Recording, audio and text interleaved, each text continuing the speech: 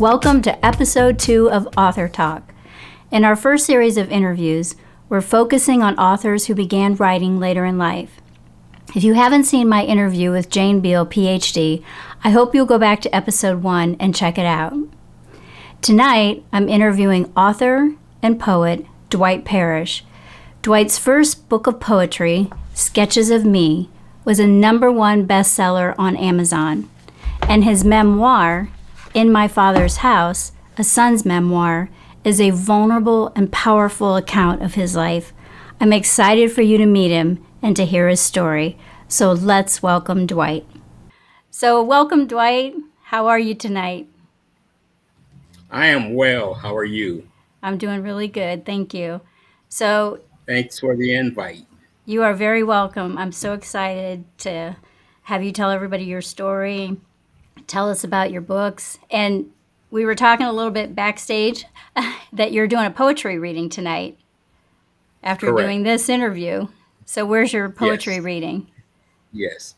It'll be at a place called The Fame, which is on Mahoning Road Northeast here in Canton.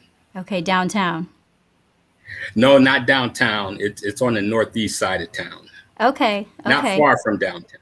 So I've seen videos on Facebook. Is that the place? Yes, Okay. that's the place. That looks like a very cool place. You're hanging out at a very cool place. Yes. Well, it was really cool. It used to be at the old train station on Market Avenue. Oh, wow. But so I haven't been to the new place here yet. This is my first Oh, time. first time. Okay. Well, you have a big night. Well, we'll get Yes. started so you can get to your poetry reading. But my first question is I wanted you to kind of introduce yourself to our viewers, give them your background about your family, where you grew up, your schooling, your work, your career, that type of thing. Well, I grew up in Canton, Ohio, on the southeast end of Canton, Ohio. And my parents, my father was a minister, not a pastor, but he was a minister. And my mother was an evangelist and also a national recording artist. So I grew up in a Christian home with loving parents. My father was blind, and I talk Yes. about that in my memoir. But as far back as my memory goes, I've never known him to be able to see. So I guess he went blind somewhere around my toddler, ages, somewhere in that area. I remember reading Grew up in that in your Canton. memoir about his Yes, blindness and how you helped him. right. Went to Kansas City schools. Went away to high school for a short period of time, well, actually 2.5 years. Went to a prep school and then returned my junior year to Canton to graduate from Timken Senior High School. And then following that, a couple years later, I had a part-time job out at Sears Automotive once I graduated from high school. Was also attending Start State College. But a couple of years following that, I ended up getting hired at AEP Ohio, where I stayed for 38 years until retiring here in 2018. Right. So when you were schooling for 2.5 years, that was a big part of your memoir when you were away from your home. Do you want to talk a little bit about Right. that experience before we go on to the Sure. next question? I ended up with a scholarship directly from junior high school through a program called A Better Chance. And it was a program that helped minorities gain access to one of the top prep schools in the country. So I had a full scholarship, a full 4-year scholarship to attend. And the school was great. I lived on campus. I lived in a dorm. So I was away from home at 14, living Wow. on campus, just like college. The schedule there was like colleges. Some days I had more classes than others. One day I may have one class. But we also went to school on Saturday mornings up until noon. Wow. And at this, there was probably, I'm going to say, a little bit over 300 students when I was there. Only, I think there was 18 minorities. Only 4 Okay. of those were girls. But we had school all day long until about 3 o'clock, and then everyone had to participate in a sport. It could be an intramural sport. It didn't have to be a team varsity sport, but everyone Okay. had to participate. So we had a pretty rigid schedule. In other words, we had classes till about 3. Then we had sport team practices following that up until dinner time. And then at dinner time, actually classes also, we had to wear either not a suit and tie, but a jacket and tie or a jacket and turtleneck to classes. Dinner, you had to wear a tie. Wow. So it was dressed up, throughout the day. Following dinner, we had study hall. So we had classes, sports activities, dinner, study hall, and then bed. So that was a very structured environment. It was very structured. The great thing about it was the faculty lived on campus. So it was always easy to go knock on a faculty's door. If you had a problem with your homework at 7 o'clock in the evening, there was no issue in visiting, Oh, that's nice. during the evening hours. So that made it great. So that was, would you say, one of the best experiences of your life? That was actually the turning point. Yes, Okay. because I always wanted to be in business, and I thought that was my best chance to accomplish that goal. So, you know, students usually graduate from the prep schools. Mine was Western Reserve Academy in Hudson, Mm-hmm. Ohio, but students usually graduate from there and enter Ivy League colleges. Right. So they kind of have the college as the pick of the litter when they go out to the prep Mm-hmm. school. So there were a lot of things that I missed out on because I ended up leaving the middle of my junior year because I did not make the varsity basketball team. I remember reading that in I the had book. I had been a basketball player from freshman. I was the starting point guard on the freshman team. My sophomore year, I was the starting point guard on the JV team. And then my senior year, after playing as the sixth man in all the scrimmages, I didn't make the team. Mm, So that was really heartbreaking at the time. And that mm-hmm. was what, you know, made me leave the campus, which I should not have. So That's one of that's those. probably, yeah, I was going to say that's probably in my life, the biggest mistake that I feel I've made. If I could do things over, that is the one thing I would do over. That's one of the things that really hit me reading your memoir and how it impacted you in your life. But I also feel, reading the entire book, that it did give you so much that helped you in your life. Regardless, I know you felt like it was a mistake, but as an objective reader, I can see how much it helped you and benefited you, even just the 2 years that you were there. Right. It definitely was the foundation. It was also the biggest reason that I read. I know when I was here in public school, we may read a chapter or two for the following day, but at that particular school, we would have to read the whole book by the following day, and it would Right. be something like Shakespeare. Right. You know, but it was my foundation, my start. I ended up with a great career that I loved. I ended up being You a did. customer services supervisor at AEP Ohio, which I had responsibility for the Canton, the Newark, and the Zanesville districts. So I had 14 employees that were spread out across Mm-hmm. the state. And our focus was meeting with customers, whether it was a residential customer, industrial, or commercial customer. But we were the ones who physically met with those customers at their place of business. And because of that job, you were very involved in the community and you had speaking events, and so almost like a training ground for your career now that you're retired with Right, speaking and your right. writing. And actually, it was in an area that I had a passion for. because basically I was customer relations. We were the ones who went out, community meetings. I had a chance to serve on boards. I was the president of the Stark State College Foundation Board of Directors. I sat on the Eric Snow YMCA board. Wow. And I also was a founding member of a board that was called the American Association of Blacks in Energy.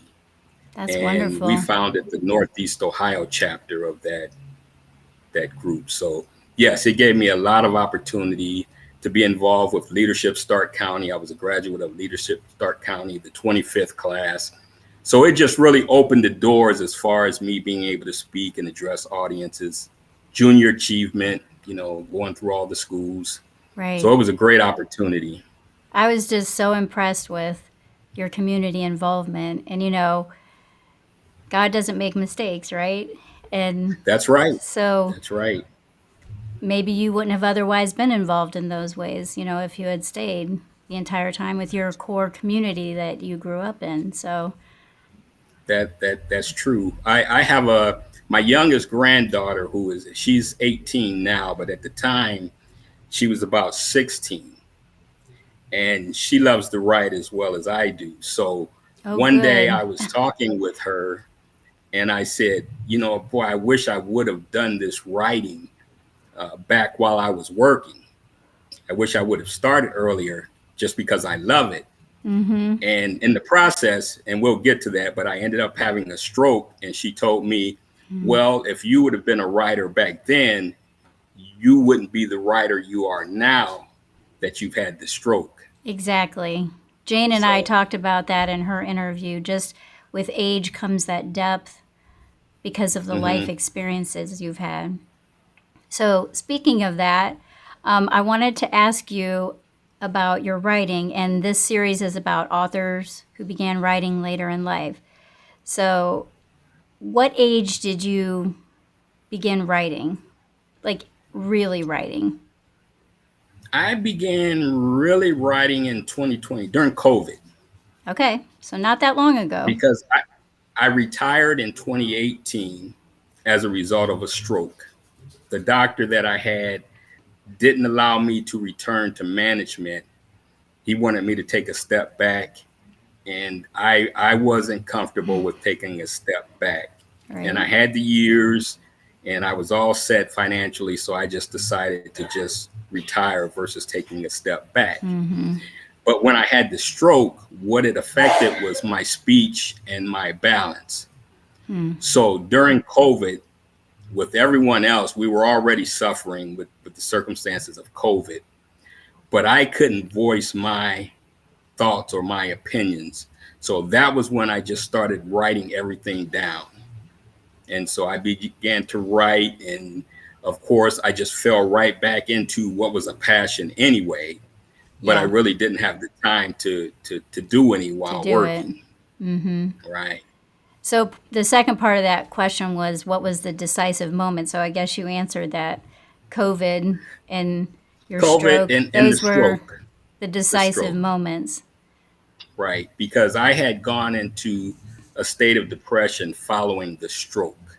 That just threw me for a loop. And, not being able to function as I used to. And also the fact that the job was my passion. It just threw me into a 3-month depression, and I worked my way out of it by writing. Yes. And so I've always written poetry, and my wife used to ask me all the time, why don't you write a book? But I really never had the interest to write a book until that moment in time. So because everything I wrote at that time had to do with my thoughts and what I was thinking. Well, I've read sketches of me cover to cover, and it's just beautiful. So I hope everyone watching will buy your poetry book. And I know you've been in anthologies too with other poets, but this one is just you, and it's a beautiful book. So Thank you. Speaking of books, I want to talk about your memoir, In My Father's House, and I'm going to hold it up here again so everybody can see it. And in the memoir, your father is a main focus. Can you tell me why? Why did you choose to make him a main focus in your memoir? Well, when I started the book 7 years prior, he was always going to be the focal point of the book. Hmm. I looked up to him so much that, I wanted to share him with others. Following the stroke, when I really started writing it, I wrote it for me because my father was blind, but he never complained about his situation. Yeah. He was always in an upbeat mood, and nothing ever seemed to bother him. I've never seen my father upset. That's And so when I say unusual.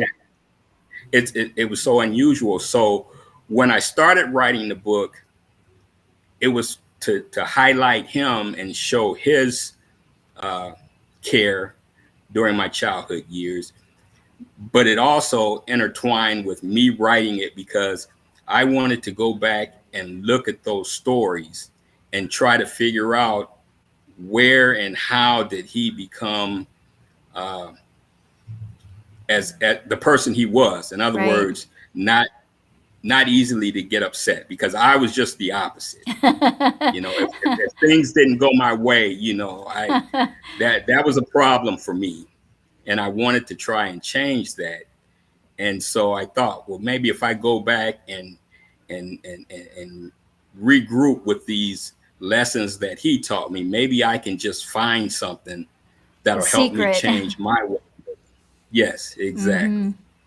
So it was always to highlight him, but when I actually started putting my notes and everything together, a lot of it, probably most of it, was for me.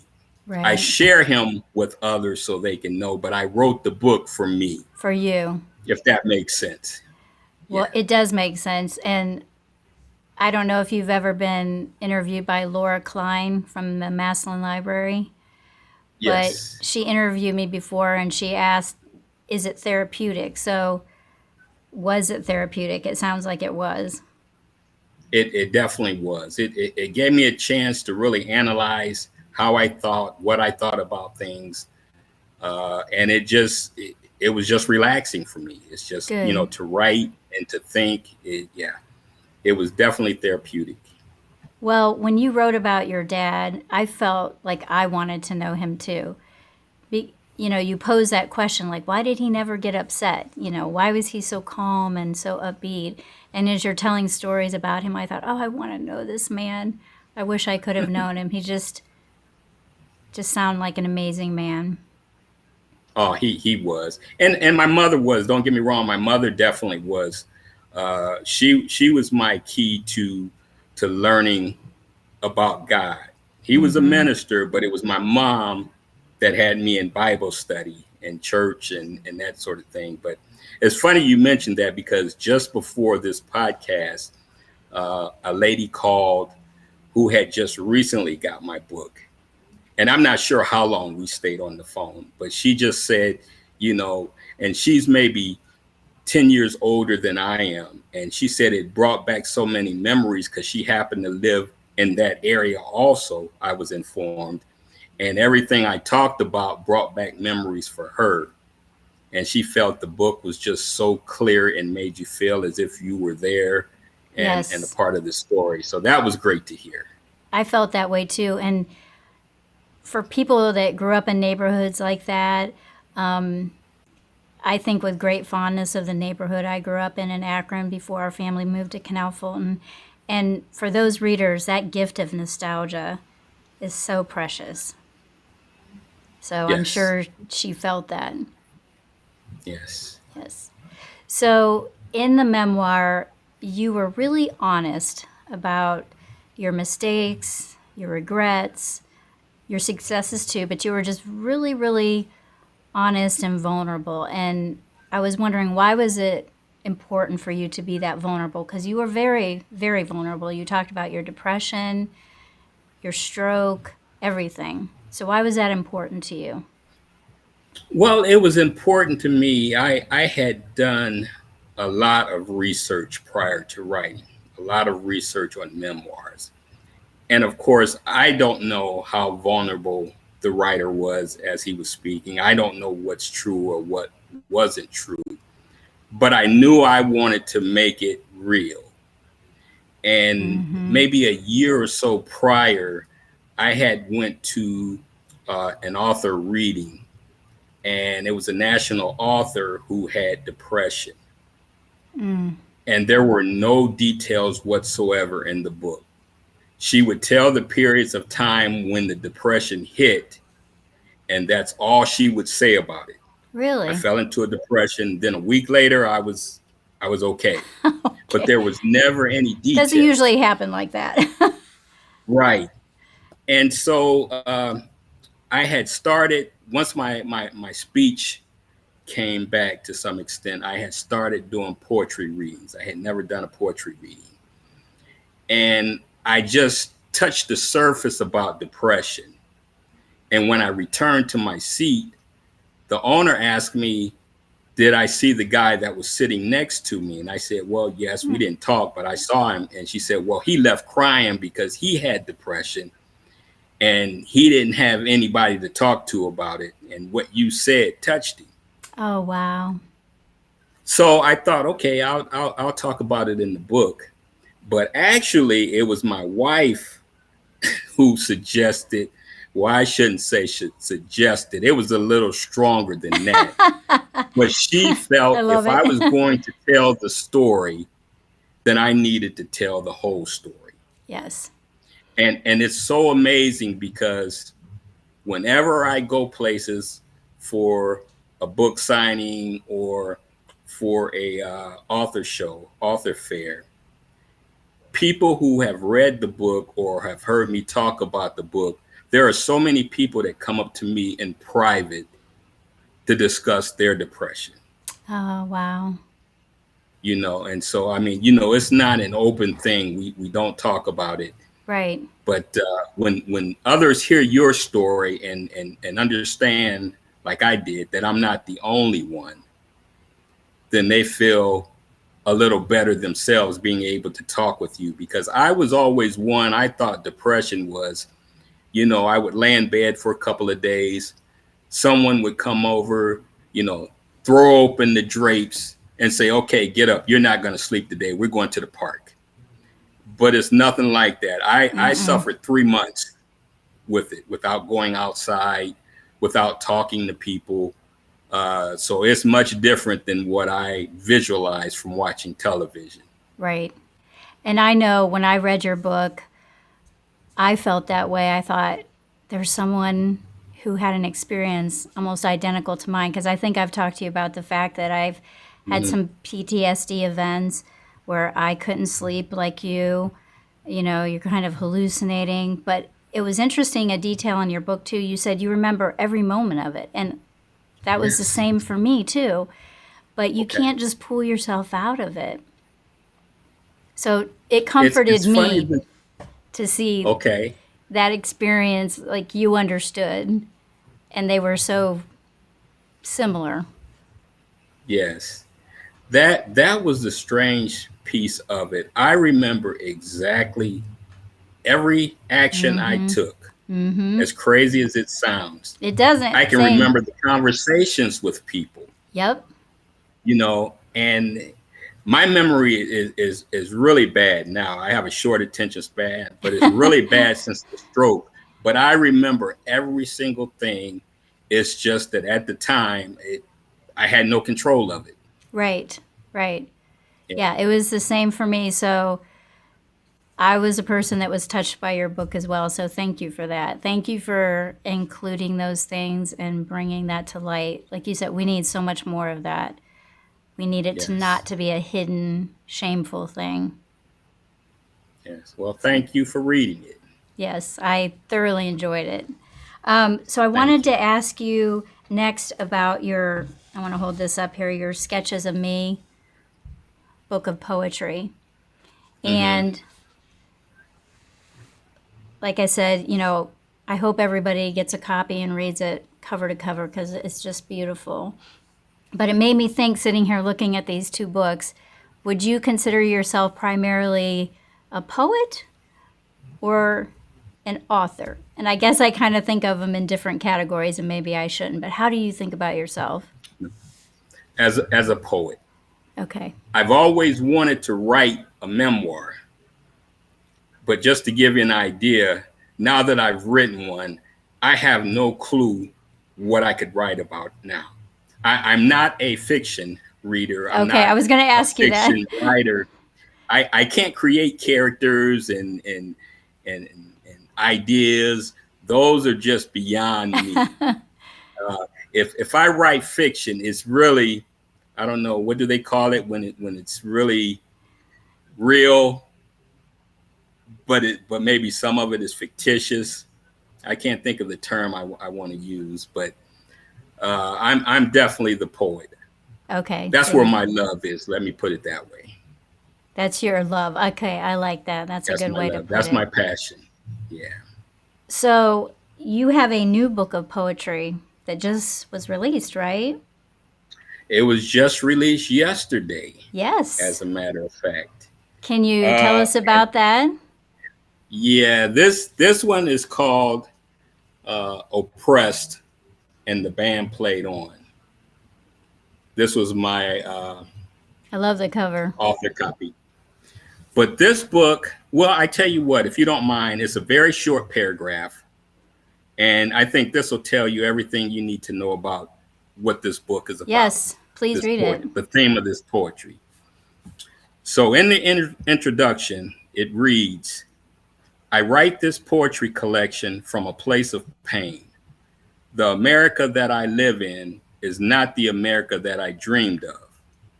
I remember my father talking to me about the era in which he grew up.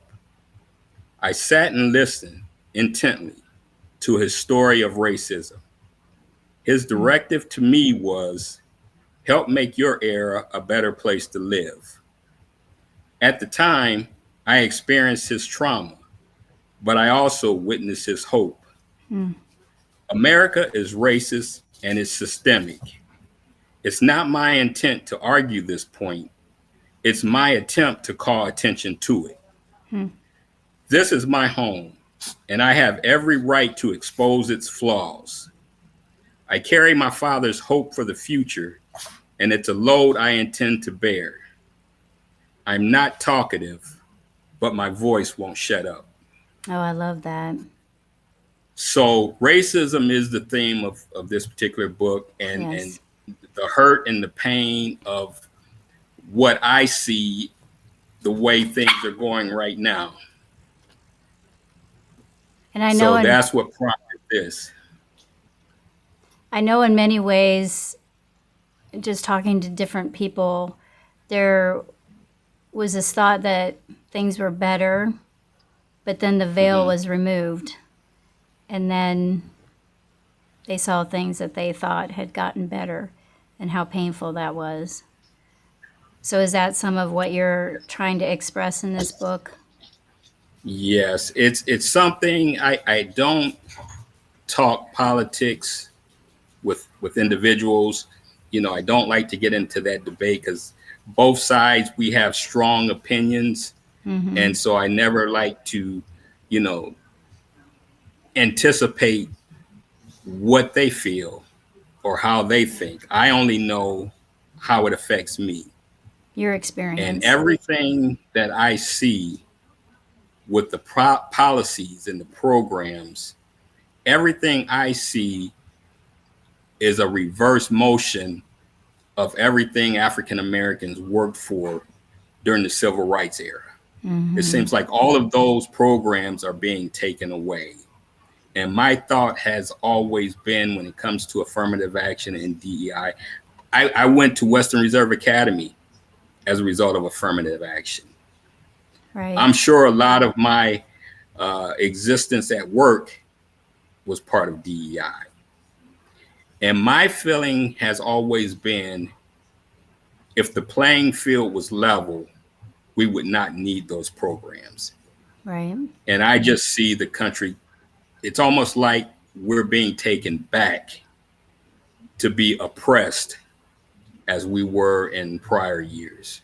Thus the So, title. yes, oppressed. Yes. And the band played on the subtitle is basically saying, with all of this confusion going on, everything that's negatively going on, things just keep going along as planned. The Oh, band I played on. see. Okay, I did wonder Even about though that. I'm in pain and we're hurting, it's just, the process keeps moving in the same direction. Okay, that explains that because I wondered about the subtitle. Yeah, So, what are your right. hopes for this book? I hope that people will read it and, if nothing else, understand how I feel.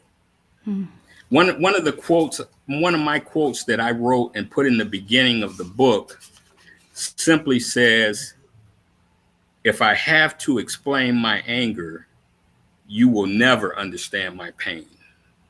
Wow. So I'm just hoping people will read the book and just think about it. Right. From my perspective of, this is how I feel. I'm not in attack mode. Although there is an essay in there. The book consists of poetry and essays. There is one essay where I just let it all go. But the Okay. poetry throughout the book is showing how we have been oppressed and what my hope is for the future. Well, it's important for people to understand life experiences different than their own. We live in one environment, and we, whether subconsciously, unconsciously, however you want to say it, think that's the way it is for everybody. And unless Mm-hmm. we open our hearts and our minds to hear the type of lives other people are experiencing, we can't grow in our understanding of other people. That's so true. Yes.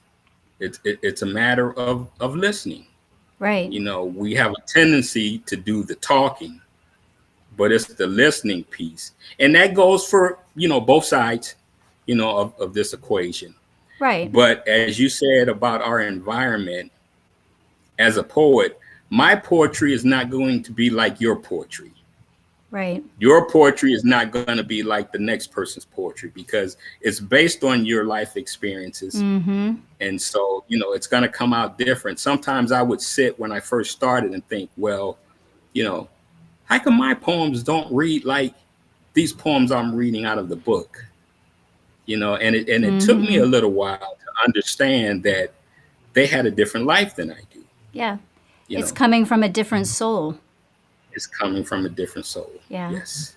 And your soul grew up in Southeast Canton and Hmm. with your neighborhood friends and your blind father, and you went to Western Reserve Academy, and you had a stroke, and that hasn't been that life for other That people. hasn't. So your words come from a different soul. Hmm. There could have been a childhood friend that writes poetry. My poetry still may not be like his or Right. her. Right. Just because, as you mentioned, I went away to school. Well, maybe they went a different route. Right. So their poetry is going to sound much different than mine. Exactly. And So that's I the just want people to listen. That's all. yes, and I hope they will, and I'm really excited. I ordered a copy today, so I'm really excited to get it. Thank you. I But appreciate it. so, kind of in wrapping up, because the series is about writers who began when they were older, what would be your best advice to older writers? My best advice would be to just write because you're not going to regret it. And as you age, your experiences are much fuller than, what they were maybe years ago. I mean, you may have more time now to write. Your mind may be a little more at ease. Maybe you're at the point where the job isn't your number one priority anymore. Like in my case, it's just relaxing to be able to focus on something that you enjoy doing. And as you said, it's just very cathartic. So I would say just write. So, being an older author, What was one of your biggest fears, and how did you overcome that?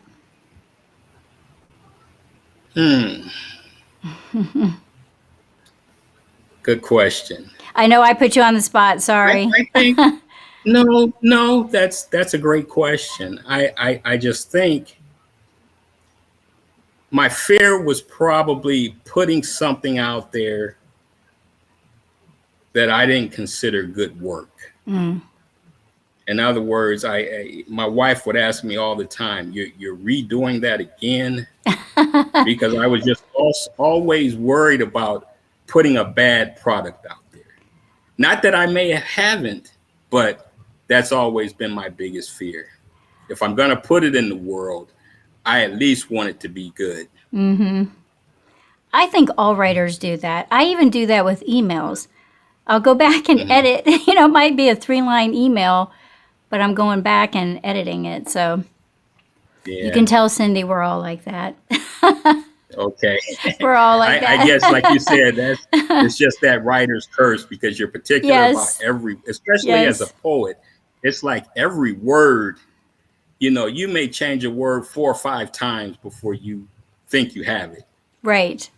Well, because there's so much nuance in words. So you want to make sure you get just the right word for the right mood and the effect you want. So, yes, I totally understand that.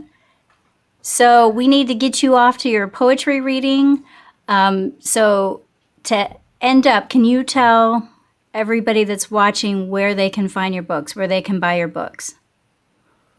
Okay. All 3 of my books are available on Amazon.com. Okay. That's pretty much where I have them all. Okay. Any website that you have them on or anything like that? You have a personal website? I do not have a website. No. Okay. Don't have a website. Well, everybody just Facebook. I have a Facebook author page under Dwight Parrish author. Yes, everybody go to Dwight's Facebook page and follow him on Dwight Parrish author.